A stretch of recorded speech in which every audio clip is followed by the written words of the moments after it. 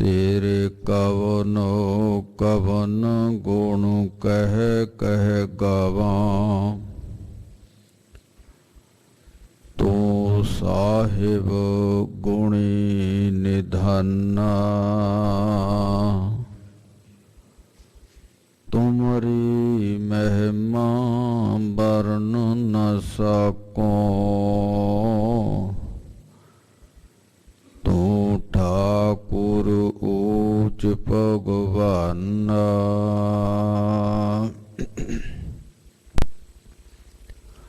जेता जियो पिंड सब तेरा।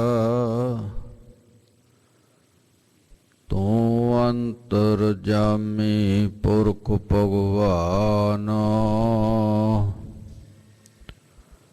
दासन दास कह जन नानक। जेहा तू कराहे तिहा हों करी वख्यान। बद वक्त हम चूं वकील। गाफुल बेनजर बेबाक। नानक बगोयद जन तुरा। तेरे चक्रा पाखाक। हम अवगुण परे एक गुण नाही। अमृत छाड़ विखै विख खाए। माया मोह परम पै भूले। सुत दारा स्यों प्रीत लगाई। एक उत्तम पंथ सुनियो गुर संगत। तेह मिलंत जम त्रास मिटाई। एक अरदास पाठ कीरत की। गुर रामदास राखो शरणाई। सो कहो टल गुर सेवियै। अहनस सहज सुभाए। दर्शन परसै गुरु कै। जन्म मरण दुख जाए।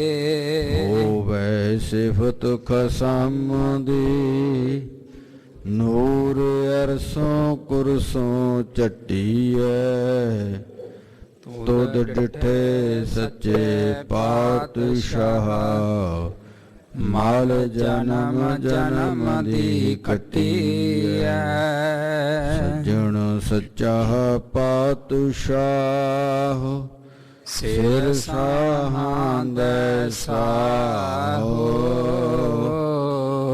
जिस पास बैठिया सोही है। सबना दा वेसाहो। जिस पास बैठिया सोही है। सबना दा वेसाहो। सतनाम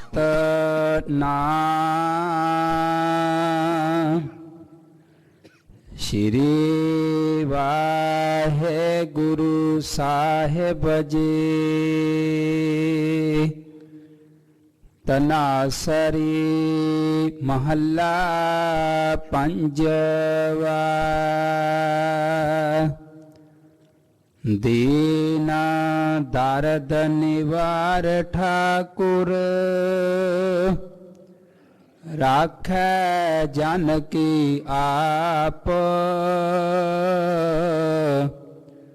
तरन तारन हर निध। दुख न सकै बेआप। दीन दर्द निवार ठाकुर। राखै जन की आप। ਤਰਨ ਤਾਰਨ ਹਰ ਨਿਧ ਦੁਖ ਨ ਸਕੈ ਬਿਆਪ ਸਾਧੂ ਸੰਗ ਭਜਹੁ ਗੋਪਾਲ ਆਨ ਸੰਜਮ ਕਿਛ ਨਾ ਸੂਝੈ ਇਹ ਜਤਨ ਕਾਟ ਕਾਲ ਕਾਲ ਰਹਾਉ ਆਦ ਅੰਤ ਦਇਆਲ ਪੂਰਨ ਤਿਸ ਬਿਨਾ ਨਹੀਂ ਕੋਇ ਜਨਮ ਮਰਨ ਨਿਵਾਰ ਹਰ ਜਪ ਸਿਮਰ ਸੁਆਮੀ ਸੋਏ ਵੇਦ ਸਿਮ੍ਰਿਤ ਕਥੈ ਸਾਸਤ ਭਗਤ ਕਰਹਿ ਵਿਚਾਰ ਮੁਕਤ ਪਾਈਐ ਸਾਧ ਸੰਗਤ ਬਿਨ ਸਜਾਏ ਅੰਧਾਰ ਚਰਨ ਕਮਲ ਆਧਾਰ ਜਨ ਕਾ ਰਾਸ ਪੂੰਜੀ ਏਕ ਤਾਨ ਮਾਨ ਦੀਵਾਨ ਸਾਚਾ ਨਾਨਕ ਕੇ ਪ੍ਰਭ ਟੇਕ ਚਰਨ ਕਮਲ ਆਧਾਰ ਜਨ ਕਾ ਰਾਸ ਪੂੰਜੀ ਏਕ ਤਾਨ ਮਾਨ ਦੀਵਾਨ ਸਾਚਾ ਨਾਨਕ ਕੀ ਪ੍ਰਭ ਟੇਕ ਵਾਹਿਗੁਰੂ ਜੀ ਕਾ ਖਾਲਸਾ ਵਾਹਿਗੁਰੂ ਜੀ ਕੀ ਫਤਿਹ। ਪਰਮ ਸਨਮਾਨਯੋਗ ਗੁਰੂ ਕੀ ਸਾਜੀ ਨਿਵਾਜੀ ਗੁਰੂ ਰੂਪ ਗੁਰੂ ਪਿਆਰੀ ਸਾਧ ਸੰਗਤ ਜੀਓ, ਆਪ ਜੀ ਬੜ ਭਾਗੀ ਹੋ ਜੋ ਸਾਹਿਬ ਸ੍ਰੀ ਗੁਰੂ ਤੇਗ ਬਹਾਦਰ ਮਹਾਰਾਜ ਜੀ ਦੇ ਪਾਵਨ ਪਵਿੱਤਰ ਮਹਾਨ ਅਸਥਾਨ ਗੁਰਦੁਆਰਾ ਦੂਖ ਨਿਵਾਰਨ ਸਾਹਿਬ ਵਿਖੇ ਹਾਜ਼ਰਾ ਹਜ਼ੂਰ ਜ਼ਾਹਰਾ ਜ਼ਹੂਰ ਨਿਰਮਲ ਗਿਆਨ ਦੇ ਸਾਗਰ ਜਗਤ ਦੇ ਗੁਰੂ ਸਰਵੇ ਕਾਇਨਾਤ ਦੇ ਮਾਲਕ ਜੁਗੋ ਜੁਗਾ ਟਲ ਸਾਹਿਬ ਸ੍ਰੀ ਗੁਰੂ ਗ੍ਰੰਥ ਸਾਹਿਬ ਮਹਾਰਾਜ ਜੀ ਦੀ ਪਾਵਨ ਹਜ਼ੂਰੀ ਦੇ ਅੰਦਰ ਜੁੜ ਬੈਠ ਕੇ ਆਪਣੇ ਅਮੋਲਕ ਜੀਵਨ ਨੂੰ ਸਫਲਾ ਕਰ ਰਹੇ ਹੋ। ਸਤਿਗੁਰਾਂ ਦੀ ਦਇਆ ਦ੍ਰਿਸ਼ਟੀ ਦੇ ਨਾਲ ਬੜ ਭਾਗੀ ਗੁਰਸਿੱਖਾਂ ਨੇ ਗੁਰੂ ਕੀ ਗੋਦ ਦਾ ਆਨੰਦ ਮਾਣਦਿਆਂ ਹੋਇਆਂ ਗੁਰੂ ਘਰ ਦੇ ਕੀਰਤਨੀਏ ਗੁਰਸਿੱਖਾਂ ਪਾਸੋਂ ਭਾਵਨਾ ਸਹਿਤ ਆਸਾ ਕੀ ਵਾਰ ਦੇ ਰਸ ਭਿੰਨੇ ਸ਼ਬਦ ਕੀਰਤਨ ਸਰਵਣ ਕੀਤੇ ਨੇ। ਆਓ ਖਾਲਸਾ ਜੀ ਉੱਥੇ ਕੁਝ ਸਮੇਂ ਲਈ ਜੋ ਸਾਹਿਬ ਸ੍ਰੀ ਗੁਰੂ ਗ੍ਰੰਥ ਸਾਹਿਬ ਮਹਾਰਾਜ ਜੀ ਨੇ ਅੰਮ੍ਰਿਤ ਵੇਲੇ ਤਰੁੱਠ ਕਰਕੇ ਪਾਵਨ ਪਵਿੱਤਰ ਮੁਖਵਾਕ ਬਖਸ਼ਿਸ਼ ਕੀਤਾ ਹੈ, ਅੱਜ ਦੇ ਇਸ ਪਾਵਨ ਪਵਿੱਤਰ ਮੁਖਵਾਕ ਦੀ ਵਿਚਾਰ ਦੇ ਨਾਲ ਜੁੜੀਏ। ਅੱਜ ਦੇ ਇਸ ਪਾਵਨ ਮੁਖਵਾਕ ਦੀ ਵਿਚਾਰ ਆਪ ਸੰਗਤਾਂ ਦੇ ਪਿਆਰ ਦੇ ਨਾਲ ਅਤੇ ਸਾਹਿਬ ਸ੍ਰੀ ਗੁਰੂ ਤੇਗ ਬਹਾਦਰ ਮਹਾਰਾਜ ਜੀ ਦੀ ਨਜ਼ਰੇ ਰਹਿਮਤ ਦੇ ਨਾਲ ਹੋਣੀ ਹੈ। ਸਾਹਿਬ ਗੁਰੂ ਤੇਗ ਬਹਾਦਰ ਮਹਾਰਾਜ ਜੀ ਕਿਰਪਾ ਕਰਨ, ਆਪ ਸੀਸ ਤੇ ਮਿਹਰ ਭਰਿਆ ਹੱਥ ਰੱਖ ਕੇ ਆਪ ਗੁਰੂ ਗਰੀਬ ਨਿਵਾਜ ਸਾਹਿਬ ਜੀ ਵਿੱਚ ਵਰਤ ਕੇ ਉਜਲ ਵਿਚਾਰਾਂ ਦੀ ਦਾਤ ਬਖਸ਼ਿਸ਼ ਕਰਕੇ ਅੱਜ ਦੇ ਇਸ ਪਾਵਨ ਪਵਿੱਤਰ ਮੁਖ ਵਾਕ ਦੀ ਵਿਚਾਰ ਕਰਵਾ ਲੈਣ। ਆਓ ਮਨ ਬਿਰਤੀਆਂ ਨੂੰ ਇਕਾਗਰ ਕਰਦੇ ਹੋਏ ਧਿਆਨ ਗੁਰੂ ਗਰੀਬ ਨਿਵਾਜ ਸਾਹਿਬ ਜੀ ਦੇ ਚਰਨਾਂ ਵਿੱਚ ਜੋੜਦੇ ਹੋਏ ਮਨ ਦੀ ਅਤੇ ਜਿਹਵਾ ਦੀ ਪਵਿੱਤਰਤਾ ਦੇ ਲਈ ਪਿਆਰ ਦੇ ਵਿੱਚ ਭਿੱਜ ਕਰਕੇ ਉਚਾਰਨ ਕਰੋ। ਆਖੋ ਜੀ ਸਤਨਾਮ ਸ੍ਰੀ ਵਾਹਿਗੁਰੂ ਸਾਹਿਬ ਜੀ। ਫਿਰ ਬਖਸ਼ੋ ਆਸੀਸ ਤੇ ਆਖੋ ਜੀ ਸਤਨਾਮ ਸ੍ਰੀ ਵਾਹਿਗੁਰੂ ਸਾਹਿਬ ਜੀ। ਤਨਾਸਰੀ ਮਹੱਲਾ ਪੰਜਵਾ। ਦੀਨ ਦਰਦ ਨਿਵਾਰ ਠਾਕੁਰ ਰਾਖੈ ਜਨ ਕੀ ਆਪ। ਇਹ ਪਾਵਨ ਪਵਿੱਤਰ ਮੁਖ ਵਾਕ ਜਿਸ ਦਾ ਮੂਲ ਪਾਠ ਆਪ ਜੀ ਨੇ ਸਰਵਣ ਕੀਤਾ ਹੈ। ਸ਼ਹੀਦਾਂ ਦੇ ਸਿਰਤਾਜ, ਸ਼ਾਂਤੀ ਦੇ ਪੁੰਜ, ਮਿੱਠ ਬੋਲੜੇ ਪ੍ਰੀਤਮ, ਸੱਚ ਸਿਰਜਨਹਾਰ, ਧੰਨ ਧੰਨ ਸਾਹਿਬ ਸ੍ਰੀ ਗੁਰੂ ਅਰਜਨ ਦੇਵ ਮਹਾਰਾਜ ਜੀ ਦਾ ਉਚਾਰਨ ਕੀਤਾ ਹੋਇਆ ਧਨਾਸਰੀ ਰਾਗ ਦੇ ਅੰਦਰ ਸਾਹਿਬ ਸ੍ਰੀ ਗੁਰੂ ਗ੍ਰੰਥ ਸਾਹਿਬ ਮਹਾਰਾਜ ਜੀ ਦੇ ਪਾਵਨ ਪਵਿੱਤਰ ਮੁਬਾਰਕ ਵਾਂਗ 675 ਅਤੇ 76 ਦੇ ਉੱਪਰ ਸੁਭਾਇਮਾਨ ਹੈ। ਧੰਨ ਸਾਹਿਬ ਸ੍ਰੀ ਗੁਰੂ ਅਰਜਨ ਦੇਵ ਮਹਾਰਾਜ ਜੀ ਅੱਜ ਦੇ ਇਸ ਪਾਵਨ ਮੁਖ ਵਾਕ ਦੇ ਰਾਹੀਂ ਕਿਰਪਾ ਕਰ ਰਹੇ ਨੇ। ਇਹ ਅਕਾਲ ਪੁਰਖ ਵਾਹਿਗੁਰੂ ਗਰੀਬਾਂ ਦੇ ਦੁੱਖਾਂ ਨੂੰ ਨਿਵਾਰਨ ਵਾਲਾ ਹੈ। ਉਹ ਆਪਣੇ ਸੇਵਕਾਂ ਦੀ ਆਪ ਪੈਜ ਰੱਖਣ ਵਾਲਾ ਹੈ। ਉਹ ਇਸ ਸੰਸਾਰ ਸਾਗਰ ਤੋਂ ਜੀਵਾਂ ਨੂੰ ਤਾਰਨ ਦੇ ਲਈ ਇੱਕ ਜਹਾਜ਼ ਹੈ ਤੇ ਜਿਹੜੇ ਉਸ ਜਹਾਜ਼ ਦੇ ਵਿੱਚ ਚੜ੍ਹ ਜਾਂਦੇ ਨੇ ਉਹਨਾਂ ਨੂੰ ਕਿਸੇ ਪ੍ਰਕਾਰ ਦਾ ਕੋਈ ਦੁੱਖ ਵਿਆਪਦਾ ਨਹੀਂ। ਉਹਨਾਂ ਦੇ ਜੀਵਨ ਦੇ ਅੰਦਰ ਸਦਾ ਆਨੰਦ ਬਣਿਆ ਰਹਿੰਦਾ ਹੈ।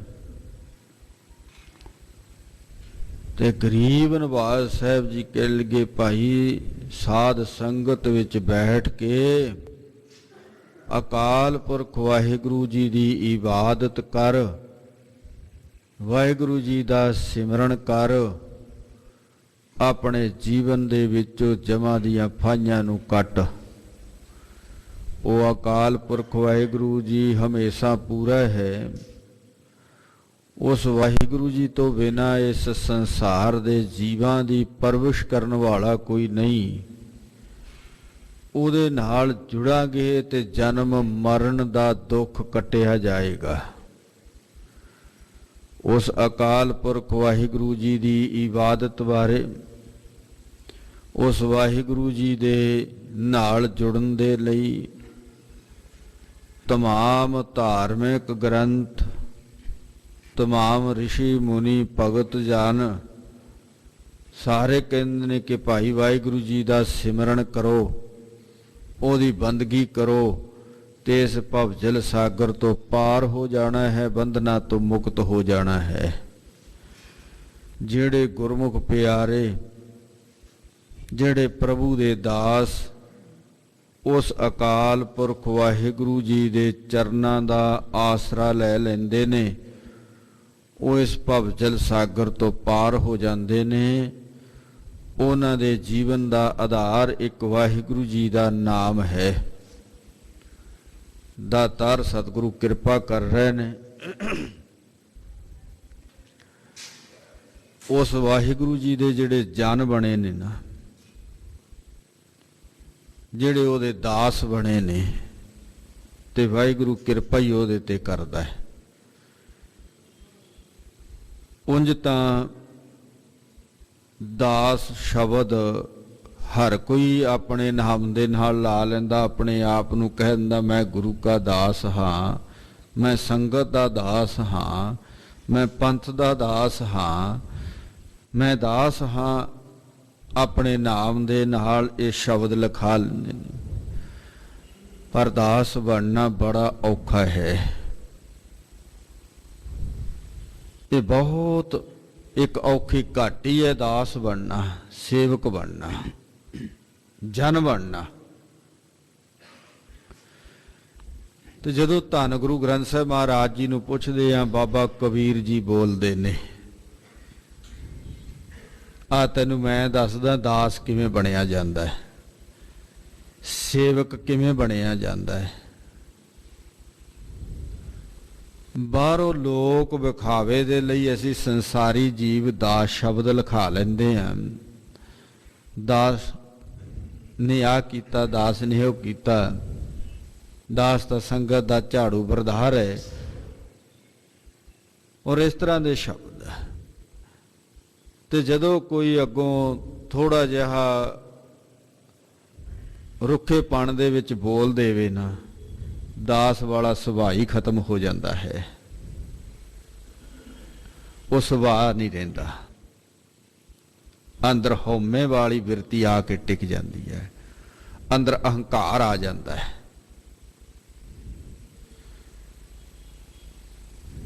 ਇੱਕ ਵਾਰ ਗਿਆਨੀ ਸੰਤ ਸਿੰਘ ਜੀ ਮਸਕੀਨ ਜੀ ਨੂੰ ਨਾ ਕਿਸੇ ਨੇ ਆ ਕਰਕੇ ਕਿਹਾ, ਜੀ ਮੈਂ ਤਾਂ ਤੁਹਾਡੇ ਚਰਨਾਂ ਦੀ ਖਾਕ ਆ, ਮੈਂ ਤਾਂ ਸੰਗਤ ਦੇ ਚਰਨਾਂ ਦੀ ਖਾਕ ਹੈ। ਤੇ ਅੱਗੋਂ ਉਹਨਾਂ ਨੇ ਕਹਿਣ ਲੱਗੇ, ਤੂੰ ਹੈ ਹੀ ਕੀ ਹੈ, ਸਵਾਹ ਤੋਂ ਬਿਨਾਂ ਕੁਝ ਵੀ ਨਹੀਂ ਹੈ, ਰਾਖ ਤੋਂ ਬਿਨਾਂ ਕੁਝ ਵੀ ਨਹੀਂ, ਤੂੰ ਵਾਕਈ ਰਾਖ ਹੈ, ਤੂੰ ਤਾਂ ਸਵਾਹ ਹੈ। ਜਦੋਂ ਇਹ ਗੱਲ ਕਹੀ ਤੇ ਉਹ ਬੜਾ ਲੋਹਾ ਲਾਖਾ ਹੋਇਆ ਕਿ ਮੈਨੂੰ ਤੂੰ ਇਸ ਤਰ੍ਹਾਂ ਕਿਵੇਂ ਕਹਿ ਦਿੱਤਾ ਕਿ ਇਹ ਤਾਂ ਸੁਆਹ ਹੈ, ਮਿੱਟੀ ਹੈ, ਮੈਨੂੰ ਇਸ ਤਰ੍ਹਾਂ ਕਹਿ ਦੇ। ਆਪ ਕਹਿ ਦੇਵੇ ਤੇ ਕੁਝ ਨਹੀਂ, ਤੇ ਜੇ ਦੂਸਰਾ ਕਹਿ ਦੇਵੇ ਤੇ ਬੜਾ ਕ੍ਰੋਧਿਤ ਹੋ ਜਾਂਦਾ ਹੈ, ਬੜਾ ਅਹੰਕਾਰੀ ਹੋ ਜਾਂਦਾ ਹੈ ਕਿ ਮੈਨੂੰ ਇਸ ਨੇ ਕਿਉਂ ਕਹਿ ਦਿੱਤਾ। ਪਰ ਇਹ ਦਾਸ ਦੀ ਜਿਹੜੀ ਖੇਡ ਹੈ ਨਾ, ਜਨ ਦੀ ਖੇਡ ਆ, ਬਹੁਤ ਔਖੀ ਹੈ, ਬੜੀ ਔਖੀ ਹੈ। ਇਹ ਮਹਾਂਪੁਰਸ਼ਾਂ ਦੇ ਕੋਲੋਂ ਪ੍ਰਾਪਤ ਹੁੰਦੀਆਂ ਨੇ, ਉਹਨਾਂ ਦੇ ਜੀਵਨ ਦੇ ਅੰਦਰ ਇਹ ਅਵਸਥਾ ਟਿਕੀ ਰਹਿੰਦੀ ਹੈ। ਸੇਵਾਪੰਥੀ ਮਹਾਂਪੁਰਸ਼ ਨੇ ਭਾਈ ਬੁੱਧੂ ਜੀ, ਮਹਾਰਾਜਾ ਰਣਜੀਤ ਸਿੰਘ ਉਹਨਾਂ ਨੂੰ ਮਿਲਣ ਦੇ ਲਈ ਆਇਆ। ਇੱਕ ਸੇਵਾਪੰਥੀ ਸੰਪਰਦਾ ਦੇ ਵਿੱਚ ਇਹ ਨਿਯਮ ਹੈ, ਜਦੋਂ ਵੀ ਕਿਸੇ ਨੂੰ ਮੁੱਖ ਸੇਵਾਦਾਰ ਬਣਾਇਆ ਜਾਂਦਾ ਹੈ ਤਾਂ ਉਸ ਸਮੇਂ ਉਹਨੂੰ ਇੱਕ ਝਾੜੂ ਤੇ ਇੱਕ ਬਾਟਾ ਦਿੱਤਾ ਜਾਂਦਾ ਹੈ ਕਿ ਤੂੰ ਮੁੱਖ ਸੇਵਾਦਾਰ ਹੈ, ਸਾਰੇ ਸੇਵਾਦਾਰਾਂ ਤੋਂ ਵੱਡਾ ਸੇਵਾਦਾਰ ਹੈ, ਤੂੰ ਵੱਧ ਸੇਵਾ ਕਰਨੀ ਹੈ। ਅੱਜ ਅਸੀਂ ਤਾਂ ਸਿਰਫ ਸੇਵਾਦਾਰ ਬਣ ਗਏ ਆ, ਮੁੱਖ ਸੇਵਾਦਾਰ ਸਿਰਫ ਕੁਰਸੀਆਂ ਵਾਸਤੇ, ਚੌਧਰਾਂ ਵਾਸਤੇ। ਉਹਦਾ ਭਾਵ ਇਹ ਸੀ ਮੁੱਖ ਸੇਵਾਦਾਰ ਦਾ ਕਿ ਤੂੰ ਦੂਸਰਿਆਂ ਨਾਲੋਂ ਵੱਧ ਸੇਵਾ ਕਰਨੀ ਹੈ, ਤੂੰ ਮੁੱਖ ਸੇਵਾਦਾਰ ਹੈ। ਤੇ ਇਹ ਮੁੱਖ ਸੇਵਾਦਾਰ ਅੱਜ ਬਣ ਗਏ ਨੇ ਨਾ, ਤੇ ਆਪਣਾ ਪਾਣੀ ਦਾ ਗਲਾਸ ਵੀ ਨਹੀਂ ਚੁੱਕਣਾ, ਝੂਠਾ ਸਾਰਾ। ਭਾਈ ਬੁੱਧੂ ਸਾਹਿਬ ਨੂੰ ਨਾ ਮਹਾਰਾਜਾ ਰਣਜੀਤ ਸਿੰਘ ਜੀ ਜਦੋਂ ਮਿਲਣ ਆਏ, ਉਹ ਸੇਵਾ ਦੇ ਵਿੱਚ ਲੱਗੇ ਹੋਏ ਨੇ। ਪਤਾ ਨਹੀਂ ਲੱਗ ਰਿਹਾ ਕਿ ਕੌਣ ਇੱਥੇ ਬੁੱਧੂ ਸਾਹਿਬ ਆਮ ਸੇਵਾਦਾਰਾਂ ਦੀ ਤਰ੍ਹਾਂ ਉਹ ਵੀ ਸੇਵਾ ਵਿੱਚ ਜੁਟੇ ਹੋਏ ਨੇ। ਤੇ ਮਹਾਰਾਜਾ ਰਣਜੀਤ ਸਿੰਘ ਨੇ ਭਾਈ ਬੁੱਧੂ ਸਾਹਿਬ ਜੀ ਨੂੰ ਪੁੱਛ ਲਿਆ, ਉਹਨਾਂ ਨੂੰ ਆ ਕਰਕੇ ਬੇਨਤੀ ਕੀਤੀ। ਕਹਿਣ ਲੱਗੇ ਅਸੀਂ ਬੁੱਧੂ ਸਾਹਿਬ ਨੂੰ ਮਿਲਣਾ ਹੈ। ਉਹ ਕਿੱਥੇ ਮਿਲਣਗੇ? ਕਹਿਣ ਲੱਗੇ ਬੁੱਧੂ ਸਾਹਿਬ, ਭਾਈ ਬੁੱਧੂ ਸਾਹਿਬ ਜੀ ਕਹਿਣ ਲੱਗੇ ਆਪ ਮਹਾਰਾਜਾ ਰਣਜੀਤ ਸਿੰਘ ਜੀ ਤੁਸੀਂ ਮੇਰੇ ਨਾਲ ਆਓ, ਮੈਂ ਤੁਹਾਨੂੰ ਮਿਲਾਉਂਦਾ ਹੈ। ਉਹ ਧੰਨ ਸਾਹਿਬ ਸ੍ਰੀ ਗੁਰੂ ਗ੍ਰੰਥ ਸਾਹਿਬ ਮਹਾਰਾਜ ਜੀ ਦੇ ਜਿੱਥੇ ਪ੍ਰਕਾਸ਼ ਸਨ ਉਸ ਕਮਰੇ ਵਿੱਚ ਲੈ ਕੇ ਚਲੇ ਗਏ। ਗੁਰੂ ਗ੍ਰੰਥ ਸਾਹਿਬ ਮਹਾਰਾਜ ਜੀ ਦੇ ਸਾਹਮਣੇ ਮਹਾਰਾਜਾ ਰਣਜੀਤ ਸਿੰਘ ਜੀ ਖਲੋਤੇ ਤੇ ਬੁੱਧੂ ਸਾਹਿਬ ਜੀ ਆਪ ਖਲੋਤੇ, ਹੱਥ ਜੋੜ ਕਰਕੇ ਕਹਿਣ ਲੱਗੇ ਮਹਾਰਾਜਾ ਰਣਜੀਤ ਸਿੰਘ ਜੀ ਸਾਹਿਬ ਉਹ ਹੈ ਤੇ ਬੁੱਧੂ ਇਹ ਹੈ। ਮੈਂ ਬੁੱਧੂ ਹਾਂ ਤੇ ਸਾਹਿਬ ਇਹ ਹੈ। ਇੰਨੀ ਅੰਦਰ ਨਿਮਰਤਾ ਹੈ, ਇੰਨੀ ਅੰਦਰ ਗਰੀਬੀ ਟਿਕੀ ਹੋਈ ਹੈ। ਉਹ ਆਪਣੇ ਆਪ ਨੂੰ ਦਾਸ ਅਖਵਾਉਂਦੇ ਨੇ ਜਿਹਦੇ ਅੰਦਰ ਇੰਨੀ ਗਰੀਬੀ, ਇੰਨੀ ਨਿਮਰਤਾ ਹੁੰਦੀ ਹੈ। ਉਹ ਅਦਾਸ। ਬਾਬਾ ਕਬੀਰ ਜੀ ਨੂੰ ਜਦੋਂ ਪੁੱਛਿਆ, ਧੰਨ ਗੁਰੂ ਗ੍ਰੰਥ ਸਾਹਿਬ ਮਹਾਰਾਜ ਜੀ ਨੂੰ ਪੁੱਛਿਆ, ਤੇ ਬਾਬਾ ਕਬੀਰ ਜੀ ਬੋਲੇ, ਕਹਿਣ ਲੱਗੇ ਭਾਈ ਆ ਤੈਨੂੰ ਮੈਂ ਦੱਸਦਾ ਗੁਰੂ ਕਾ ਦਾਸ ਕੈਸਾ ਹੈ, ਕਿਹੋ ਜਿਹਾ ਸੇਵਕ ਹੋਣਾ ਚਾਹੀਦਾ, ਕਿਹੋ ਜਿਹਾ ਦਾਸ ਹੋਣਾ ਚਾਹੀਦਾ, ਕਿਹੋ ਜਿਹਾ ਜਨ ਹੋਣਾ ਚਾਹੀਦਾ ਹੈ। ਤੇ ਬਾਬਾ ਕਬੀਰ ਜੀ ਕਹਿਣ ਲੱਗੇ ਹਰੀ ਦਾ ਦਾਸ ਇਸ ਤਰ੍ਹਾਂ ਦਾ ਹੋਣਾ ਚਾਹੀਦਾ ਹੈ ਜੋ ਜਿਹਾ ਰਸਤੇ ਦੇ ਵਿੱਚ ਪਿਆ ਹੋਇਆ ਪੱਥਰ ਹੈ, ਰੋੜਾ ਹੈ, ਕੋਈ ਉਹਨੂੰ ਠੇਡਾ ਮਾਰਦਾ ਤੇ ਇੱਧਰ ਚਲਾ ਜਾਂਦਾ ਸੜਕ ਦੇ ਇਸ ਪਾਸੇ, ਤੇ ਕੋਈ ਠੇਡਾ ਮਾਰਦਾ ਉਧਰੋਂ ਦੂਸਰੇ ਪਾਸੇ ਚਲਾ ਜਾਂਦਾ ਹੈ। ਕਹਿ ਲਗੇ ਹਰੀ ਦਾ ਦਾਸ ਇਸ ਤਰ੍ਹਾਂ ਦਾ ਚਾਹੀਦਾ ਹੈ। ਇੰਨੀ ਕੁ ਨਿਮਰਤਾ ਉਹਦੇ ਅੰਦਰ ਚਾਹੀਦੀ ਹੈ, ਇੰਨੀ ਕੁ ਗਰੀਬੀ ਚਾਹੀਦੀ ਹੈ ਅੰਦਰ। ਫਿਰ ਬਾਬਾ ਕਬੀਰ ਜੀ ਨੇ ਜਦੋਂ ਆਪਣੀ ਅਵਸਥਾ ਨੂੰ ਹੋਰ ਉੱਚਾ ਕੀਤਾ ਨਾ, ਆਤਮਿਕ ਅਵਸਥਾ ਹੋਰ ਉੱਚੀ ਹੋਈ, ਫਿਰ ਵਿਚਾਰ ਕਰਦੇ ਨੇ, ਕਹਿਣ ਲੱਗੇ ਨਹੀਂ, ਹਰੀ ਦਾ ਦਾਸ ਇਸ ਰੋੜੇ ਵਰਗਾ, ਇਸ ਪੱਥਰ ਵਰਗਾ ਨਹੀਂ ਚਾਹੀਦਾ। ਇਹ ਤਾਂ ਕਿਸੇ ਪਾਂਦੀ ਨੂੰ, ਕਿਸੇ ਰਾਹੀ ਨੂੰ ਦੁੱਖ ਦੇਵੇਗਾ। ਕੋਈ ਨੰਗੇ ਪੈਰੀ ਆਇਆ ਤੇ ਕਿਸੇ ਦੇ ਪੈਰ ਦੇ ਵਿੱਚ ਰੋੜਾ ਲੱਗਿਆ ਤੇ ਉਹਦਾ ਪੈਰ ਲਹੂ ਲੁਹਾਨ ਹੋ ਜਾਏਗਾ, ਕਿਸੇ ਰਾਹੀ ਨੂੰ ਦੁੱਖ ਦੇਵੇਗਾ। ਐਸਾ ਨਹੀਂ ਚਾਹੀਏ। ਹਰੀ ਦਾ ਦਾਸ, ਹਰੀ ਦਾ ਸੇਵਕ, ਹਰੀ ਦਾ ਜਨ ਇਸ ਤਰ੍ਹਾਂ ਦਾ ਨਹੀਂ ਚਾਹੀਦਾ ਕਿ ਕਿਸੇ ਦੇ ਹਿਰਦੇ ਨੂੰ ਬਲੁੰਦਰ ਕੇ ਰੱਖ ਦੇਵੇ, ਕਿਸੇ ਨੂੰ ਨੁਕਸਾਨ ਪਹੁੰਚਾਵੇ, ਕਿਸੇ ਦੀਆਂ ਭਾਵਨਾਵਾਂ ਦੇ ਨਾਲ ਖਿਲਵਾੜ ਕਰੇ, ਐਸਾ ਨਹੀਂ। ਹਰੀ ਦਾ ਦਾਸ ਕੈਸਾ ਚਾਹੀਦਾ ਹੈ? ਇਹ ਕਹਿਣ ਲੱਗੇ ਜਿਵੇਂ ਧਰਤੀ ਦੇ ਉੱਪਰ ਖੇਹ ਹੈ, ਖੇਹ ਦੇ ਅੰਦਰ ਬੜੀ ਨਿਮਰਤਾ ਹੈ। ਕਹਿਣ ਲੱਗੇ ਹਰੀ ਦਾ ਦਾਸ ਐਸਾ ਚਾਹੀਦਾ ਹੈ, ਖੇਹ ਵਰਗਾ ਚਾਹੀਦਾ ਹੈ। ਫਿਰ ਬਾਬਾ ਕਬੀਰ ਜੀ ਜਦੋਂ ਆਪਣੀ ਅਵਸਥਾ ਨੂੰ ਹੋਰ ਉੱਪਰ ਚੁੱਕਦੇ ਆ ਨਾ, ਫਿਰ ਵਿਚਾਰ ਕਰਦੇ ਆ ਮਨਾ, ਇਹ ਜਿਹੜੀ ਖੇਹ ਹੈ ਇਹ ਵੀ ਕਿਸੇ ਨੂੰ ਨੁਕਸਾਨ ਪਹੁੰਚਾਉਂਦੀ ਹੈ। ਹਵਾ ਚੱਲਦੀ ਹੈ, ਤੇਜ਼ ਹਵਾਵਾਂ ਚੱਲਣ ਦੇ ਨਾਲ ਇਹ ਖੇਹ ਉੱਡ ਕਰਕੇ ਕਿਸੇ ਦੀਆਂ ਅੱਖਾਂ ਵਿੱਚ ਪੈਂਦੀ ਹੈ, ਕਿਸੇ ਦੇ ਕੱਪੜੇ ਖਰਾਬ ਕਰਦੀ ਹੈ। ਹਰੀ ਦਾ ਜਨ, ਹਰੀ ਦਾ ਦਾਸ ਐਸਾ ਨਹੀਂ ਚਾਹੀਦਾ ਕਿ ਕਿਸੇ ਨੂੰ ਨੁਕਸਾਨ ਪਹੁੰਚਾਵੇ। ਫਿਰ ਬਾਬਾ ਕਬੀਰ ਜੀ ਕਹਿਣ ਲੱਗੇ ਹਰੀ ਦਾ ਜਨ ਕੈਸਾ ਚਾਹੀਦਾ ਹੈ, ਉਹਦਾ ਦਾਸ ਕਿਹੋ ਜਿਹਾ ਹੋਵੇ। ਵਿਚਾਰ ਕਰ ਰਹੇ ਨੇ, ਕਹਿਣ ਲੱਗੇ ਪਾਣੀ ਵਰਗਾ ਚਾਹੀਦਾ ਹੈ। ਪਾਣੀ ਦੇ ਅੰਦਰ ਬੜੀ ਨਿਮਰਤਾ ਹੈ। ਤੇ ਭਾਈ ਗੁਰਦਾਸ ਜੀ ਕਹਿਣ ਲੱਗੇ ਧਰਤੀ ਪੈਰਾਂ ਹੇਠ ਹੈ, ਧਰਤੀ ਹੇਠ ਵਸੰਦਾ ਪਾਣੀ।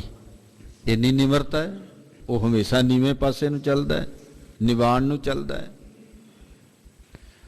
ਮਨੁੱਖ ਦੇ ਪੈਰਾਂ ਹੇਠ ਧਰਤੀ ਹੈ ਤੇ ਉਹ ਧਰਤੀ ਦੇ ਹੇਠਾਂ ਪਾਣੀ ਰਹਿ ਰਿਹਾ, ਇੰਨੀ ਨਿਮਰਤਾ ਉਹਦੇ ਅੰਦਰ।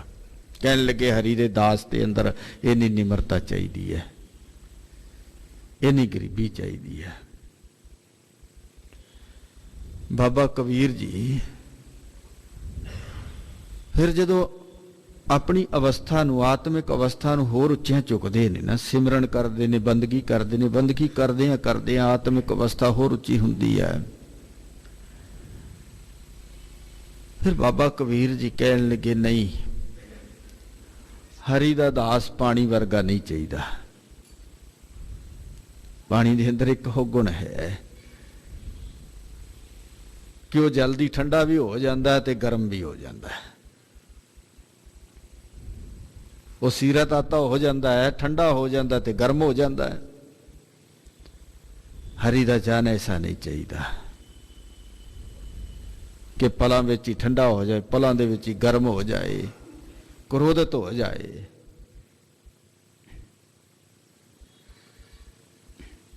ਜਿਵੇਂ ਬਹੁਤ ਸਾਰੇ ਪੁਰਾਤਨ ਸਮੇਂ ਦੇ ਰਿਸ਼ੀ ਮੁਨੀ ਨਾ, ਜੇ ਕੋਈ ਉਹਨਾਂ ਨੂੰ ਕੋਈ ਗੱਲ ਕਹਿ ਦਿੰਦੇ ਸੀ ਤੇ ਸ਼ਰਾਪ ਦੇਣ ਦੇ ਉੱਪਰ ਤੁਲੇ ਰਹਿੰਦੇ। ਦੁਰਵਾਸਾ ਸੋ ਕਰਤ ਠਗੋਰੀ ਜਾਦਵ ਇਹ ਫਲ ਪਾਏ। ਉਹ ਬੜੇ ਕ੍ਰੋਧਿਤ ਹੋ ਜਾਂਦੇ ਸਨ। ਕਹਿਣ ਲੱਗੇ ਹਰੀ ਦਾ ਜਨ ਐਸਾ ਨਹੀਂ ਚਾਹੀਦਾ ਕਿ ਉਹ ਕ੍ਰੋਧਿਤ ਹੋ ਜਾਏ, ਗਰਮ ਹੋ ਜਾਏ, ਲੋਹਾ ਲਾਖਾ ਹੋ ਜਾਏ। ਤੇ ਹਰੀ ਦਾ ਜਨ ਐਸਾ ਵੀ ਨਹੀਂ ਚਾਹੀਦਾ ਜਿਹੜਾ ਬਹੁਤ ਨਿਮਰਤਾ ਵਿੱਚ ਚਲਾ ਜਾ, ਬੜਾ ਹੋ ਠੰਡਾ ਹੋ ਜਾਏ। ਨਹੀਂ, ਐਸਾ ਨਹੀਂ ਚਾਹੀਦਾ। ਫਿਰ ਕਹਿਣ ਲੱਗੇ ਕਿਹੋ ਜਿਹਾ ਚਾਹੀਦਾ ਹੈ? ਬਾਬਾ ਕਬੀਰ ਜੀ ਕਹਿਣ ਲੱਗੇ ਹਰੀ ਦਾ ਜਨ, ਹਰੀ ਦਾ ਦਾਸ ਹਰੀ ਵਰਗਾ ਹੀ ਚਾਹੀਦਾ ਹੈ, ਹਰੀ ਵਰਗਾ ਚਾਹੀਦਾ ਹੈ। ਔਰ ਬਾਬਾ ਕਬੀਰ ਜੀ ਦੇ ਇਹ ਅੰਮ੍ਰਿਤ ਵਚਨ ਨੇ ਧੰਨ ਗੁਰੂ ਗ੍ਰੰਥ ਸਾਹਿਬ ਮਹਾਰਾਜ ਜੀ ਦੇ ਅੰਦਰ, ਕਬੀਰ ਰੋੜਾ ਹੋਏ ਰੋ ਬਾਟਕਾ ਤਜ ਮਨ ਕਾ ਅਭਿਮਾਨ, ਐਸਾ ਕੋਈ ਦਾਸ ਹੋਏ ਤਾਹੇ ਮਿਲੇ ਭਗਵਾਨ। ਕਹਿਣ ਲੱਗੇ ਮਨ ਦਾ ਅਭਿਮਾਨ ਤਿਆਗਣਾ, ਅਹੰਕਾਰ ਤਿਆਗਣਾ ਹੈ। ਕਬੀਰ ਰੋੜਾ ਹੁਆ ਤੋ ਕਿਆ ਭਇਆ, ਪੰਥੀ ਕੋ ਦੁਖ ਦੇ, ਹਰ ਜਨ ਐਸਾ ਚਾਹੀਏ ਜਿਉ ਧਰਨੀ ਮੈਂ ਖੇ। ਹਰੀ ਦਾ ਜਨ ਐਸਾ ਚਾਹੀਦਾ ਜਿਵੇਂ ਧਰਤੀ ਦੇ ਉੱਪਰ ਖੇ ਹੈ। ਫਿਰ ਜਦੋਂ ਆਪਣੀ ਅਵਸਥਾ ਉੱਚੀ ਕੀਤੀ, ਕਹਿਣ ਲੱਗੇ ਕਬੀਰ ਖੇ ਹੋਈ ਤੋ ਕਿਆ ਭਇਆ, ਜੋ ਉੱਡ ਲਾਗੇ ਅੰਗ, ਹਰ ਜਨ ਐਸਾ ਚਾਹੀਏ ਜਿਉ ਪਾਣੀ ਸਰਬੰਗ। ਹੁਣ ਪਾਣੀ ਦੇ ਵਿੱਚ ਜਿਹੜਾ ਮਰਜੀ ਰੰਗ ਪਾ ਦੇਵੇ ਉਸੇ ਰੰਗ ਨੂੰ ਪ੍ਰਵਾਨ ਕਰ ਲੈਂਦਾ ਹੈ, ਉਹ ਜਿਹਾ ਹੋ ਜਾਂਦਾ ਹੈ। ਤੇ ਬਾਬਾ ਕਬੀਰ ਜੀ ਕਹਿਣ ਲੱਗੇ ਹਰੀ ਦਾ ਜਨ ਪਾਣੀ ਵਰਗਾ ਨਹੀਂ। ਕਬੀਰ ਪਾਣੀ ਹੁਆ ਤੋ ਕਿਆ ਭਇਆ, ਸੀਰਾ ਤਾਤਾ ਹੋਏ, ਹਰ ਜਨ ਐਸਾ ਚਾਹੀਏ ਜੈਸਾ ਹਰ ਹੀ ਹੋਏ। ਹਰੀ ਦਾ ਦਾਸ ਅਜਿਹਾ ਚਾਹੀਦਾ ਜਿਹੋ ਜਿਹਾ ਹਰੀ ਆਪ ਹੈ। ਹਰੀ ਆਪ ਕਿਹੋ ਜਿਹਾ ਹੈ? ਮਿੱਠ ਬੋਲੜਾ ਜੀ ਹਰ ਸੱਜਣ ਸੁਆਮੀ ਮੋਰਾ, ਹਉ ਸੰਮਲ ਥੱਕੀ ਜੀ ਉਹ ਕਦੇ ਨਾ ਬੋਲੇ ਕੌਰਾ। ਕੌਰਾ ਬੋਲ ਨਾ ਜਾਣੇ ਪੂਰਨ ਭਗਵਾਨੇ, ਔਗੁਣ ਕੋ ਨਾ ਚਿਤਾਰੇ। ਇਹ ਹਰੀ ਦਾ ਦਾਸ ਹੈ, ਐਸਾ ਚਾਹੀਦਾ ਹੈ।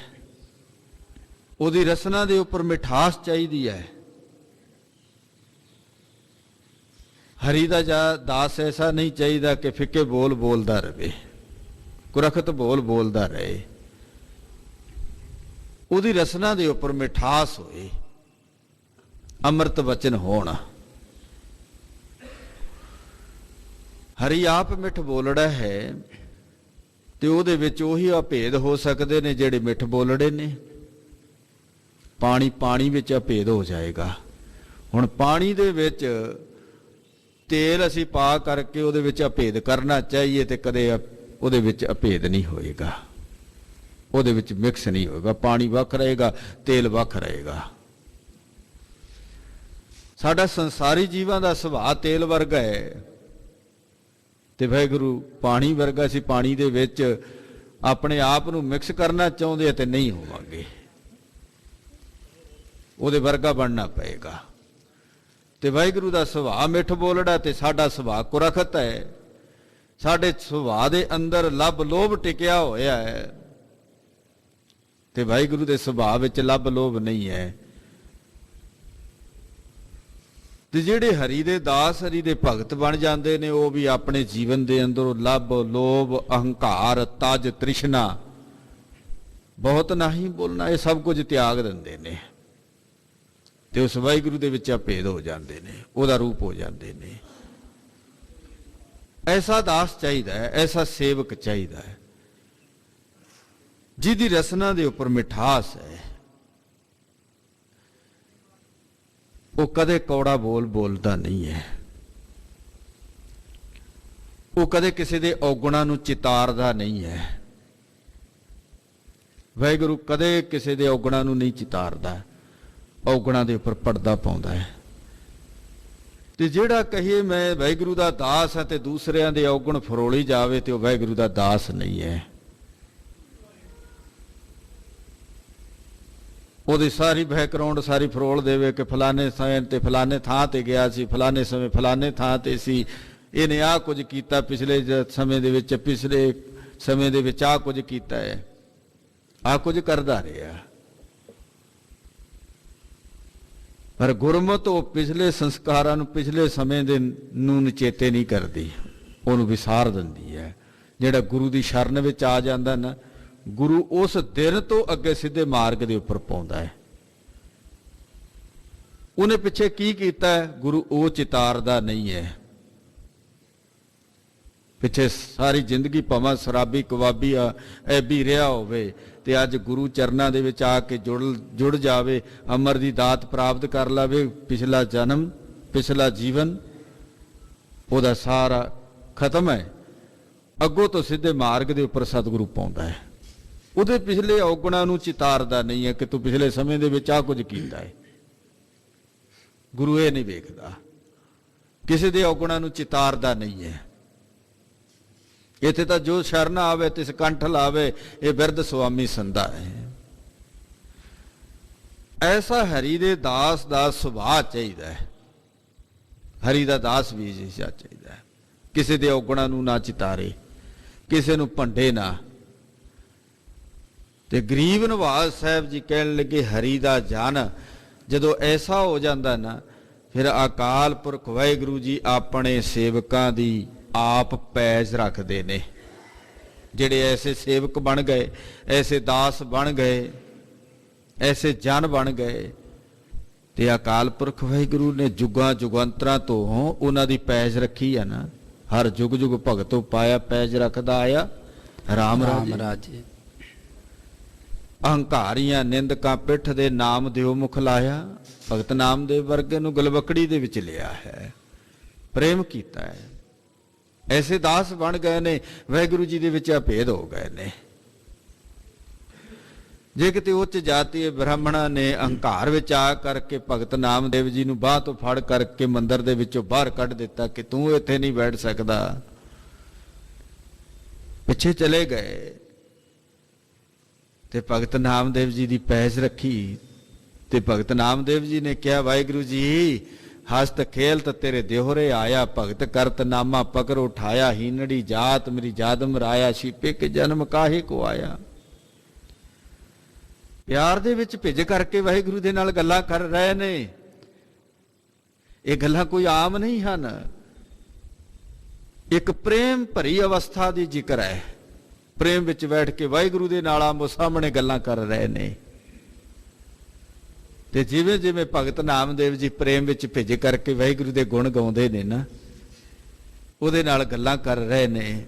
ਜਿਉਂ ਜਿਉਂ ਨਾਮਾ ਹਰ ਗੁਣ ਉਚਰੇ, ਭਗਤ ਜਨਾ ਕੋ ਦਿਹੁਰਾ ਫਿਰੇ। ਕਿਰਪਾ ਕਰਦੇ ਨੇ, ਵਾਹਿਗੁਰੂ ਆਪ ਪੈਜ ਰੱਖਦਾ ਹੈ। ਜੇ ਕਿਤੇ ਬਾਬਾ ਕਬੀਰ ਜੀ ਦੇ ਹੱਥਾਂ ਦੇ ਵਿੱਚ ਹੱਥ ਕੜੀਆਂ ਤੇ ਪੈਰਾਂ ਵਿੱਚ ਬੇੜੀਆਂ ਪਾ ਕਰਕੇ ਗੰਗਾ ਦੇ ਡੂੰਘੇ ਪਾਣੀ ਦੇ ਵਿੱਚ ਛੁੱਟ ਦਿੱਤਾ ਨਾ, ਤੇ ਵਾਹਿਗੁਰੂ ਜੀ ਦੇ ਵਿੱਚ ਅਭੇਦ ਆਤਮਾ ਹੈ, ਉਹਦਾ ਰੂਪ ਬਣ ਗਏ ਨੇ। ਤੇ ਗੰਗਾ ਦੀਆਂ ਲਹਿਰਾਂ ਦੇ ਨਾਲ ਉਹਨਾਂ ਦੀਆਂ ਜੰਜੀਰਾਂ ਟੁੱਟ ਗਈਆਂ, ਮ੍ਰਿਗਸ਼ਾਲਾ ਦੇ ਉੱਪਰ ਬੈਠੇ ਰਹੇ। ਗੰਗਾ ਕੀ ਲਹਿਰ ਮੇਰੀ ਟੂਟੀ ਜੰਜੀਰ, ਮ੍ਰਿਗਸ਼ਾਲਾ ਪਰ ਬੈਠੇ ਕਬੀਰ। ਵਾਹਿਗੁਰੂ ਆਪਣੇ ਦਾਸਾਂ ਦੀ, ਆਪਣੇ ਸੇਵਕਾਂ ਦੀ ਆਪ ਪੈਜ ਰੱਖਦਾ ਆਇਆ ਹੈ, ਇੱਕ ਸਮੇਂ ਤੋਂ ਨਹੀਂ। ਪ੍ਰਹਿਲਾਦ ਦੀ ਪੈਜ ਰੱਖੀ ਹੈ। ਤੇ ਧੰਨ ਸਤਿਗੁਰੂ ਸਾਹਿਬ ਸ੍ਰੀ ਗੁਰੂ ਅਰਜਨ ਦੇਵ ਮਹਾਰਾਜ ਜੀ ਕਿਰਪਾ ਕਰ ਰਹੇ ਨੇ ਕਿ ਦੀਨ ਦਰਦ ਨਿਵਾਰ ਠਾਕੁਰ ਰਾਖੈ ਜਨ ਕੀ ਆਪ। ਉਹ ਵਾਹਿਗੁਰੂ ਜੀ ਦੀਨਾਂ ਦੇ ਗਰੀਬਾਂ ਦੇ ਜਿਹੜੇ ਦਰਦ ਨੇ ਨਾ ਉਹਨਾਂ ਨੂੰ ਨਿਵਾਰਨ ਵਾਲਾ ਹੈ, ਦੁੱਖਾਂ ਨੂੰ ਨਿਵਾਰਨ ਵਾਲਾ ਹੈ। ਇਸ ਲਈ ਉਸ ਵਾਹਿਗੁਰੂ ਜੀ ਨੂੰ ਗਰੀਬ ਨਿਵਾਜ ਕਿਹਾ ਜਾਂਦਾ ਹੈ। ਗਰੀਬਾਂ ਦੇ ਦੁੱਖਾਂ ਨੂੰ ਨਿਵਾਰਨ ਵਾਲਾ ਹੈ। ਦੀਨ ਦਾ ਅਰਥ ਹੈ ਗਰੀਬ। ਉਸ ਅਕਾਲ ਪੁਰਖ ਵਾਹਿਗੁਰੂ ਨੂੰ ਕਦੇ ਵੀ ਕਿਸੇ ਵੀ ਗ੍ਰੰਥ ਦੇ ਵਿੱਚ ਇਹ ਨਹੀਂ ਲਿਖਿਆ, ਇਹ ਬਿਆਨ ਨਹੀਂ ਕੀਤਾ ਕਿ ਅਮੀਰ ਨਿਵਾਜ ਹੈ। ਅਮੀਰ ਨਿਵਾਜ ਨਹੀਂ ਹੈ ਕਿਤੇ ਵੀ, ਕਿਸੇ ਵੀ ਗ੍ਰੰਥ ਦੇ ਵਿੱਚ ਲਿਖਿਆ ਹੋਇਆ। ਪਰ ਜਿੱਥੇ ਵੀ ਕਿਤੇ ਲਿਖਿਆ ਗਿਆ ਹੈ ਗਰੀਬ ਨਿਵਾਜ ਲਿਖਿਆ ਗਿਆ। ਜਦੋਂ ਵੀ ਕੋਈ ਸੰਤ ਜਨ ਮਹਾਂਪੁਰਸ਼ ਵਾਹਿਗੁਰੂ ਦੇ ਵਿੱਚ ਅਭੇਦ ਆਤਮਾਵਾਂ ਇਹ ਸ਼ਬਦ ਕਹਿੰਦੀਆਂ ਤੇ ਗਰੀਬ ਨਿਵਾਜ ਕਹਿੰਦੀਆਂ ਨੇ। ਕਦੇ ਇਹ ਨਹੀਂ ਕਹਿੰਦੇ ਅਮੀਰ ਨਿਵਾਜ ਨਹੀਂ ਕਿਹਾ ਜਾਂਦਾ। ਤੇ ਗੁਰੂ ਗ੍ਰੰਥ ਸਾਹਿਬ ਮਹਾਰਾਜ ਜੀ ਕਹਿਣ ਲੱਗੇ ਗਰੀਬ ਨਿਵਾਜ ਗੁਸਈਆ ਮੇਰਾ ਮਾਥੇ ਛਤਰ ਧਰ ਚਲੇ। ਮੇਰਾ ਸਤਿਗੁਰੂ ਗਰੀਬਾਂ ਨੂੰ ਨਿਵਾਜਣ ਵਾਲਾ ਹੈ, ਸੀਸ ਤੇ ਛਤਰ ਝੁਲਾਉਣ ਵਾਲਾ ਹੈ। ਮੇਰਾ ਸਤਿਗੁਰੂ ਆਪਣੇ ਗਰੀਬਾਂ ਦੀ ਪੈਜ ਰੱਖਣ ਵਾਲਾ ਹੈ, ਸੇਵਕਾਂ ਦੀ ਪੈਜ ਰੱਖਣ ਵਾਲਾ ਹੈ। ਜਿਹੜੇ ਅੰਦਰੋਂ ਗਰੀਬ ਹੋ ਜਾਂਦੇ ਨੇ, ਇੱਕ ਗਰੀਬੀ ਹੈ ਅੰਦਰ ਦੀ, ਇੱਕ ਗਰੀਬੀ ਹੈ ਬਾਹਰ ਦੀ। ਹੁਣ ਬਾਹਰੀ ਤੌਰ ਤੇ ਬੜੇ ਲੋਕ ਗਰੀਬ ਨੇ, ਆਰਥਿਕ ਤੌਰ ਤੇ ਗਰੀਬ ਨੇ ਉਹ। ਪਰ ਜਿਹੜੇ ਆਰਥਿਕ ਤੌਰ ਤੇ ਗਰੀਬ ਨੇ ਤੇ ਜਦੋਂ ਉਹਨਾਂ ਦੇ ਅੰਦਰ ਮਨ ਕਰਕੇ ਵੇਖੋ ਨਾ, ਅੰਦਰ ਨਜ਼ਰ ਮਾਰ ਕਰਕੇ ਵੇਖੋ, ਅਹੰਕਾਰ ਦੀ ਟੀਸੀ ਦੇ ਉੱਪਰ ਚੜੇ ਹੁੰਦੇ ਨੇ। ਬੜਾ ਅਹੰਕਾਰ ਅੰਦਰ, ਬੜੀ ਹਉਮੈ ਹੈ। ਸਤਿਗੁਰਾਂ ਨੇ ਆਰਥਿਕ ਗਰੀਬੀ ਦੀ ਗੱਲ ਨਹੀਂ ਕੀਤੀ ਕਿ ਆਰਥਿਕ ਤੌਰ ਤੇ ਵੀ ਗਰੀਬ ਹੋਵੇ। ਸਤਿਗੁਰੂ ਨੇ ਹਿਰਦੇ ਦੀ ਗਰੀਬੀ ਦੀ ਗੱਲ ਕੀਤੀ ਹੈ। ਭਾਈ ਗੁਰਦਾਸ ਜੀ ਨੂੰ ਪੜ੍ਹਦੇ ਨਾ, ਗੁਰਮੁਖ ਹਿਰਦਾ ਗਰੀਬੀ ਆਵੇ। ਉਹ ਕਹਿਣ ਲੱਗੇ ਗੁਰਮੁਖਾਂ ਦੇ ਹਿਰਦੇ ਦੇ ਅੰਦਰ ਗਰੀਬੀ ਚਾਹੀਦੀ ਹੈ, ਅੰਦਰ ਨਿਮਰਤਾ ਚਾਹੀਦੀ ਹੈ। ਜਦੋਂ ਹਿਰਦੇ ਦੀ ਗਰੀਬੀ ਆ ਜਾਂਦੀ ਹੈ ਨਾ, ਫਿਰ ਸਤਿਗੁਰੂ ਜੀ ਆਰਥਿਕ ਤੌਰ ਤੇ ਵੀ ਗਰੀਬੀ ਕੱਟ ਦਿੰਦੇ ਨੇ। ਜਿਹੜੀ ਆਰਥਿਕ ਤੌਰ ਤੇ ਗਰੀਬੀ ਹੈ ਨਾ, ਉਹ ਵੀ ਦੂਰ ਕਰ ਦਿੰਦੇ ਨੇ। ਪਰ ਸਭ ਤੋਂ ਪਹਿਲਾਂ ਗੁਰੂ ਦੇ ਘਰ ਦੇ ਵਿੱਚ ਹਿਰਦੇ ਦੀ ਗਰੀਬੀ ਚਾਹੀਦੀ ਹੈ, ਹਿਰਦੇ ਦੀ ਗਰੀਬੀ ਚਾਹੀਦੀ ਹੈ, ਨਿਮਰਤਾ ਚਾਹੀਦੀ ਹੈ। ਤੇ ਗੁਰੂ ਅਰਜਨ ਦੇਵ ਮਹਾਰਾਜ ਜੀ ਦੇ ਕੋਲ ਇੰਨੀ ਕੁ ਇਹ ਹਿਰਦੇ ਦੀ ਗਰੀਬੀ ਹੈ ਨਾ, ਇਸ ਹਿਰਦੇ ਦੀ ਗਰੀਬੀ ਨੂੰ ਸਤਿਗੁਰਾਂ ਨੇ ਹਥਿਆਰ ਬਣਾ ਲਿਆ। ਤੇ ਕੋਈ ਵਿਕਾਰੀ ਇਹਦੇ ਅੱਗੇ ਟਿਕਦਾ ਨਹੀਂ ਹੈ। ਗਰੀਬੀ ਗਦਾ ਹਮਾਰੀ, ਖੰਨਾ ਸ਼ਗਲ ਰੇਨ ਸਾਰੀ, ਤਿਸ ਆਗੇ ਕੋ ਨਾ ਟਿਕੇ ਵਿਕਾਰੀ। ਕੋਈ ਵਿਕਾਰ ਇਹਦੇ ਅੱਗੇ ਖਲੋਂਦਾ ਨਹੀਂ ਹੈ। ਜਿਹਦੇ ਅੰਦਰ ਹਿਰਦੇ ਦੀ ਗਰੀਬੀ ਹੈ ਤੇ ਅੰਦਰ ਨਿਮਰਤਾ ਹੈ ਤੇ ਸਤਿਗੁਰੂ ਉਹਦੇ ਉੱਪਰ ਕਿਰਪਾ ਕਰ ਦਿੰਦੇ ਨੇ, ਦਇਆ ਕਰਦੇ ਨੇ। ਜਿਹੜਾ ਹਰ ਸਮੇਂ ਗੁਰੂ ਚਰਨਾਂ ਦੇ ਵਿੱਚ ਜੁੜਿਆ ਰਹਿੰਦਾ, ਅਰਦਾਸਾਂ ਕਰਦਾ ਹੈ, ਬੇਨਤੀਆਂ ਕਰਦਾ ਹੈ, ਦੀਨ ਦਰਦ ਨਿਵਾਰ ਠਾਕੁਰ। ਸਤਿਗੁਰੂ ਫਿਰ ਉਹਨਾਂ ਦੇ ਦਰਦ, ਉਹਨਾਂ ਦੇ ਦੁੱਖ ਨਿਵਾਰ ਦਿੰਦਾ ਹੈ, ਖਤਮ ਕਰ ਦਿੰਦਾ ਹੈ। ਧੰਨ ਗੁਰੂ ਨਾਨਕ ਦੇਵ ਮਹਾਰਾਜ ਜੀ ਜਦੋਂ ਸੁਲਤਾਨਪੁਰ ਦੀ ਧਰਤੀ ਤੋਂ ਚੱਲੇ ਨੇ ਨਾ, ਤੇ ਰਸਤੇ ਦੇ ਵਿੱਚ ਇੱਕ ਦੀਪਾਲਪੁਰ ਨਗਰ ਆਇਆ।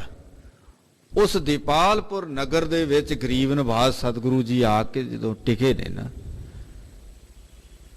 ਕਿਸੇ ਦੇ ਬਿਲਕਣ ਦੀ, ਕਿਸੇ ਦੇ ਰੋਣ ਦੀ ਆਵਾਜ਼ ਸਤਿਗੁਰਾਂ ਦੇ ਕੰਨਾਂ ਦੇ ਵਿੱਚ ਪਈ। ਇੱਕ ਦਰਦ ਭਰੀ ਆਵਾਜ਼ ਕੰਨਾਂ ਵਿੱਚ ਪਈ ਹੈ, ਦੁੱਖਾਂ ਭਰੀ ਆਵਾਜ਼ ਕੰਨਾਂ ਵਿੱਚ ਪਈ ਹੈ। ਗਰੀਬ ਨਿਵਾਜ ਸਤਿਗੁਰੂ ਜੀ ਭਾਈ ਮਰਦਾਨਾ ਜੀ ਨੂੰ ਫਿਰ ਉਸ ਆਵਾਜ਼ ਦੇ ਵੱਲ ਲੈ ਕੇ ਗਏ। ਇੱਕ ਝੌਂਪੜੀ ਦੇ ਵਿੱਚੋਂ ਆਵਾਜ਼ ਆ ਰਹੀ ਹੈ। ਜਦੋਂ ਉਸ ਝੌਂਪੜੀ ਵੱਲ ਨੂੰ ਵਧੇ ਨੇ ਤਾਂ ਅੰਦਰੋਂ ਉਸ ਝੌਂਪੜੀ ਦਿਓ ਆਵਾਜ਼ ਆਈ, ਪੈਰਾਂ ਦੇ ਆਹਟ ਦੀ ਆਵਾਜ਼ ਉਹਨੂੰ ਸੁਣਾਈ ਦਿੱਤੀ। ਕਹਿਣ ਲੱਗੇ, ਤੁਸੀਂ ਕੌਣ ਹੋ? ਜੋ ਵੀ ਹੋ ਨਾ, ਤੁਸੀਂ ਇਸ ਝੌਂਪੜੀ ਦੇ ਅੰਦਰ ਨਾ ਆਇਓ। ਮੈਨੂੰ ਮੇਰੇ ਪਰਿਵਾਰ ਨੇ ਇੱਥੇ ਛੱਡ ਦਿੱਤਾ ਬਾਹਰ। ਮੇਰੇ ਤਨ ਦੇ ਉੱਪਰ ਕੋੜ ਰੋਗ ਫੈਲਿਆ ਹੋਇਆ ਹੈ। ਹੁਣ ਤਾਂ ਇੰਨਾ ਕੋੜ ਰੋਗ ਫੈਲ ਗਿਆ ਕਿ ਇਸ ਤਨ ਦੇ ਵਿੱਚੋਂ ਜ਼ਖਮਾਂ ਚੋਂ ਕਿਰਮ ਨਿਕਲ ਕਰਕੇ ਧਰਤੀ ਦੇ ਉੱਪਰ ਚੱਲਣ ਲੱਗ ਪਏ ਨੇ। ਤੁਸੀਂ ਇਸ ਝੌਂਪੜੀ ਦੇ ਵਿੱਚ ਨਾ ਆਇਓ। ਸਾਹਿਬ ਗੁਰੂ ਨਾਨਕ ਦੇਵ ਮਹਾਰਾਜ ਜੀ ਝੌਂਪੜੀ ਦੇ ਬਾਹਰ ਬੈਠੇ ਨੇ। ਭਾਈ ਮਰਦਾਨਾ ਜੀ ਨੂੰ ਕਿਹਾ, ਮਰਦਾਨਿਆ ਰਬਾਬ ਛੇੜ। ਭਾਈ ਮਰਦਾਨਾ ਜੀ ਨੇ ਰਬਾਬ ਵਜਾਈ ਤੇ ਗਰੀਬ ਨਵਾਜ਼ ਸਾਹਿਬ ਜੀ ਨੇ ਉਸ ਦੀਪਾਲਪੁਰ ਨਗਰ ਦੇ ਵਿੱਚ ਉੱਥੇ ਬੈਠ ਕਰਕੇ ਸਤਿਗੁਰਾਂ ਨੇ ਰੱਬੀ ਬਾਣੀ ਦਾ ਉਚਾਰਨ ਕੀਤਾ, ਕੀਰਤਨ ਕੀਤਾ। ਜੈ ਤਨ ਬਾਣੀ ਵਿਸਰ ਜਾਏ, ਜਿਉ ਪੱਕਾ ਰੋਗੀ ਬਿਲ ਲਾਏ। ਇਹ ਸ਼ਬਦ ਸਤਿਗੁਰਾਂ ਨੇ ਉਚਾਰਨ ਕੀਤਾ। ਜੀਉ ਤਪਤ ਹੈ ਬਾਰੋ ਬਾਰ, ਤਪ ਤਪ ਖਪੇ ਬਹੁਤ ਬੇਕਾਰ। ਜੈ ਤਨ ਬਾਣੀ ਵਿਸਰ ਜਾਏ, ਜਿਉ ਪੱਕਾ ਰੋਗੀ ਬਿਲ ਲਾਏ। ਸਤਿਗੁਰਾਂ ਨੇ ਆਵਾਜ਼ ਦਿੱਤੀ ਕੋੜੀ ਨੂੰ ਕਿ ਤੂੰ ਬਾਹਰ ਨਿਕਲ। ਹੁਣ ਉਹ ਕੋੜੀ ਹੌਲੀ ਹੌਲੀ ਉਹ ਝੌਂਪੜੀ ਦੇ ਵਿੱਚੋਂ ਬਾਹਰ ਆਇਆ। ਸ਼ਬਦ ਸੁਣ ਕਰਕੇ ਉਹਨੂੰ ਆਤਮਿਕ ਆਨੰਦ ਮਿਲਿਆ, ਟਿਕਾ ਮਿਲਿਆ। ਤੇ ਇਸ ਤਰ੍ਹਾਂ ਜ਼ੋਰਦਾਰ ਮੀਂਹ ਆਇਆ ਤੇ ਮੀਂਹ ਆਉਣ ਦੇ ਨਾਲ ਉਹਦਾ ਤਨ ਧੋਤਾ ਗਿਆ। ਜਿੰਨੇ ਤਨ ਦੇ ਉੱਪਰ ਕਰਮ ਸਨ ਸਾਰੇ ਧੋ ਦਿੱਤੇ ਸਤਿਗੁਰਾਂ ਨੇ। ਤੇ ਅੰਦਰੋਂ ਬਾਣੀ ਦੇ ਨਾਲ ਸਤਿਗੁਰਾਂ ਨੇ ਉਹਦਾ ਮਨ ਧੋ ਕੇ ਰੱਖ ਦਿੱਤਾ ਹੈ। ਉਹਦੇ ਸਾਰੇ ਅੰਦਰਲੇ ਦਰਦ ਵੀ ਮਿਟਾ ਦਿੱਤੇ ਨੇ ਤੇ ਬਾਹਰਲੇ ਦਰਦ ਵੀ ਮਿਟਾ ਦਿੱਤੇ ਨੇ। ਮੇਰਾ ਸਤਿਗੁਰੂ ਦੀਨਾਂ ਦੇ ਦਰਦਾਂ ਨੂੰ ਨਿਵਾਰਨ ਵਾਲਾ ਹੈ। ਦੀਨ ਦਰਦ ਨਿਵਾਰ ਠਾਕੁਰ। ਉਹ ਮੇਰਾ ਮਾਲਕ ਆਪਣੇ ਸੇਵਕਾਂ ਦੇ, ਦੀਨਾਂ ਦੇ, ਗਰੀਬਾਂ ਦੇ ਦਰਦਾਂ ਨੂੰ, ਦੁੱਖਾਂ ਨੂੰ ਮਿਟਾਉਣ ਵਾਲਾ ਹੈ। ਰੱਖੈ ਜਨ ਕੀ ਆਪ, ਆਪ ਹੀ ਆਪਣੇ ਜਨ ਦੀ, ਆਪਣੇ ਸੇਵਕ ਦੀ, ਆਪਣੇ ਦਾਸ ਦੀ ਪੈਜ ਰੱਖਦਾ ਹੈ।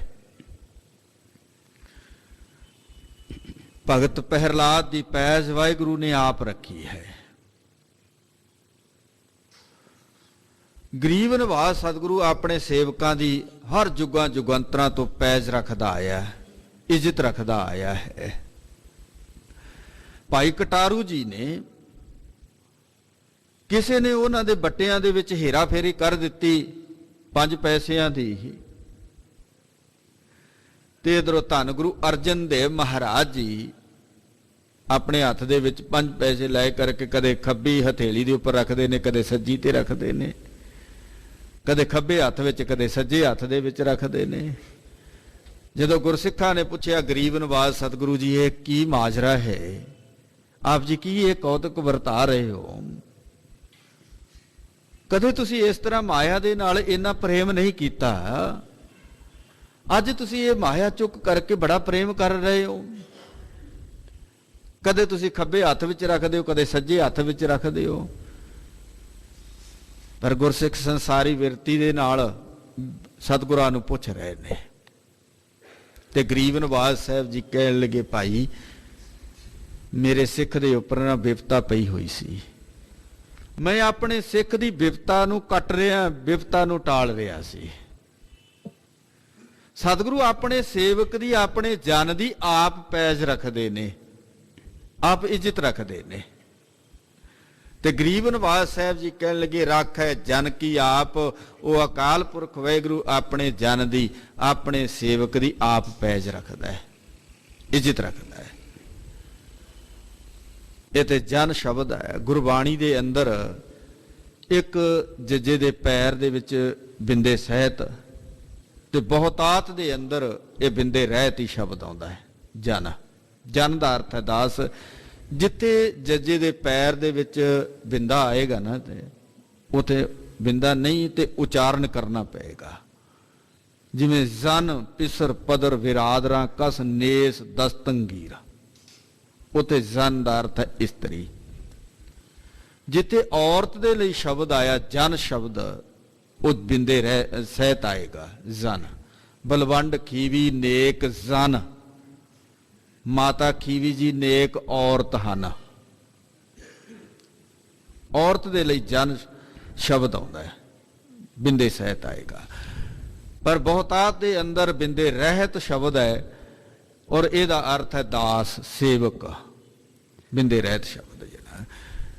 ਔਰ ਗਰੀਬ ਨਿਵਾਸ ਸਾਹਿਬ ਜੀ ਕਹਿਣ ਲੱਗੇ ਰੱਖ ਹੈ ਜਨ ਕੀ ਆਪ, ਉਹ ਅਕਾਲ ਪੁਰਖ ਵਾਹਿਗੁਰੂ ਆਪਣੇ ਜਨ ਦੀ, ਆਪਣੇ ਸੇਵਕ ਦੀ ਆਪ ਪੈਜ ਰੱਖਦਾ ਹੈ। ਤਰਨ ਤਾਰਨ ਹਰ ਨਿੱਧ, ਦੁਖ ਨਾ ਸਕੈ ਬਿਆਪ।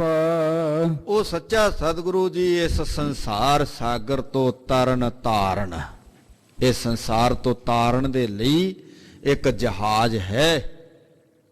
ਤੇ ਗੁਰੂ ਅਰਜਨ ਦੇਵ ਮਹਾਰਾਜ ਜੀ ਨੇ ਤਰਨ ਤਾਰਨ ਸਾਹਿਬ ਇਹ ਨਾ ਹੀ ਇਸੇ ਸੰਬੰਧ ਵਿੱਚ ਰੱਖਿਆ ਹੈ ਕਿ ਗੁਰੂ ਇਹ ਸੰਸਾਰ ਸਾਗਰ ਤੋਂ ਤਾਰਨ ਦੇ ਲਈ ਜਹਾਜ਼ ਹੈ।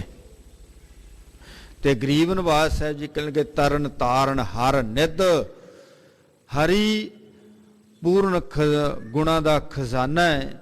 ਤੇ ਸਾਹਿਬ ਜੀ ਕਹਿਣ ਲੱਗੇ ਉਹ ਇਸ ਸੰਸਾਰ ਸਾਗਰ ਤੋਂ ਪਾਰ ਕਰਨ ਦੇ ਲਈ ਇੱਕ ਜਹਾਜ਼ ਹੈ।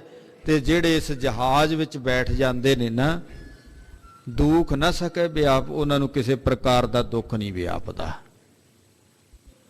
ਕਿਉਂਕਿ ਇਸ ਜਹਾਜ਼ ਦਾ ਜਿਹੜਾ ਮਲਾਹ ਹੈ ਉਹ ਬੜਾ ਸੁਜਾਨ ਹੈ, ਬੜਾ ਸੂਝਵਾਨ ਹੈ, ਬੜਾ ਗਿਆਨਵਾਨ ਹੈ।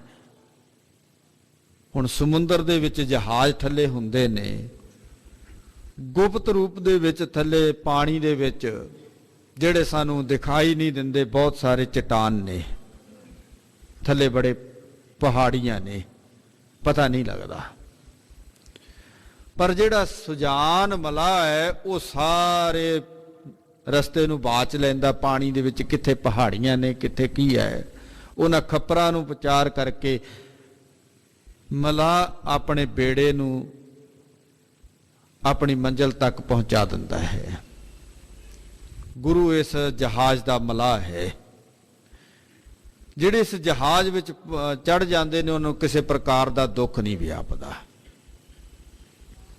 ਇੱਕ ਮਲਾਹ ਨੇ ਆਪਣਾ ਬੇੜਾ ਠੱਲਿਆ,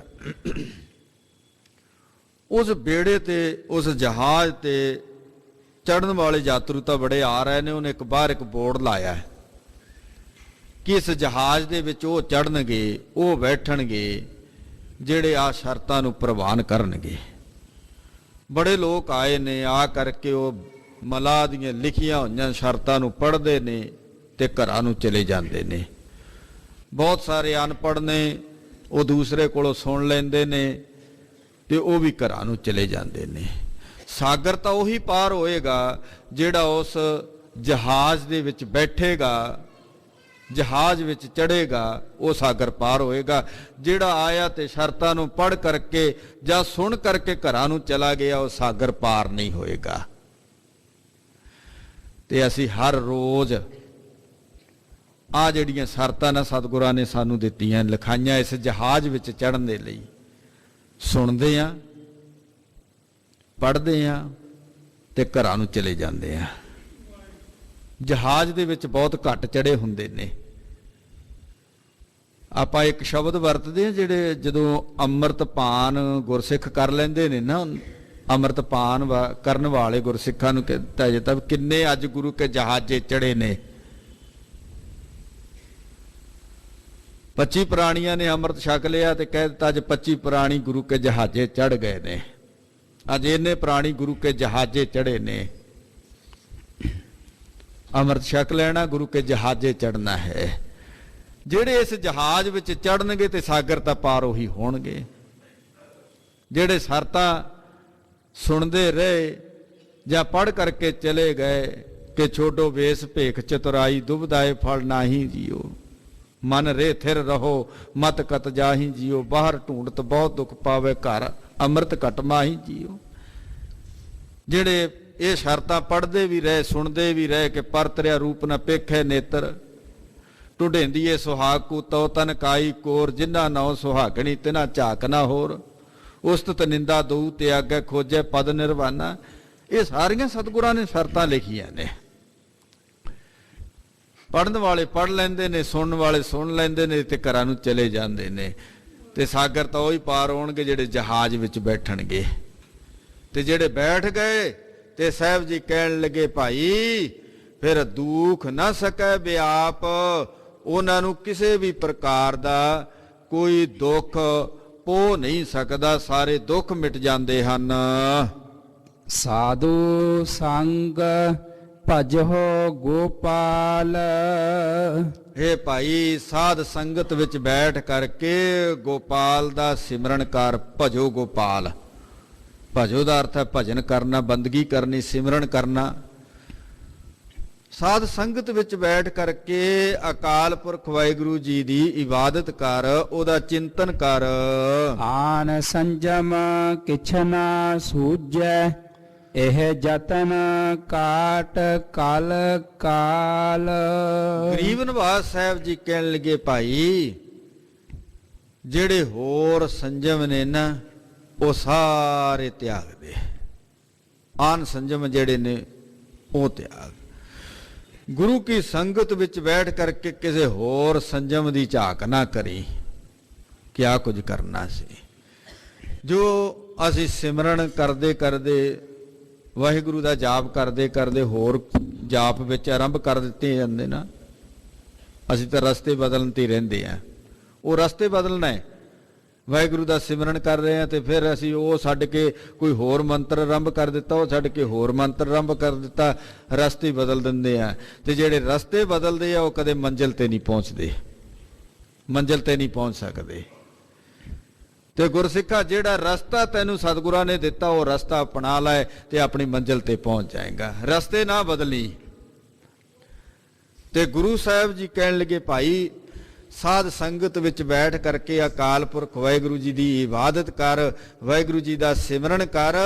ਤੇ ਇਸ ਤਰ੍ਹਾਂ ਸਿਮਰਨ ਕਰਕੇ ਇਹ ਯਤਨ ਕਰਕੇ ਆਪਣੇ ਜੀਵਨ ਦੇ ਵਿੱਚੋਂ ਕਾਲ ਦੀ ਫਾਹੀ ਨੂੰ ਕੱਟ ਦੇ। ਰਹਾਉ ਆਦ ਅੰਤ ਦਇਆਲ ਪੂਰਨ, ਤਿਸ ਬਿਨਾ ਨਹੀਂ ਕੋਏ। ਉਹ ਅਕਾਲ ਪੁਰਖ ਵਾਹਿਗੁਰੂ ਜੀ ਆਦ ਵਿੱਚ ਵੀ ਪੂਰਾ ਸੀ, ਹੁਣ ਵੀ ਪੂਰਾ, ਅੰਤ ਸਮੇਂ ਵੀ ਪੂਰਾ। ਉਹ ਦਇਆ ਦਾ ਘਰ ਹੈ।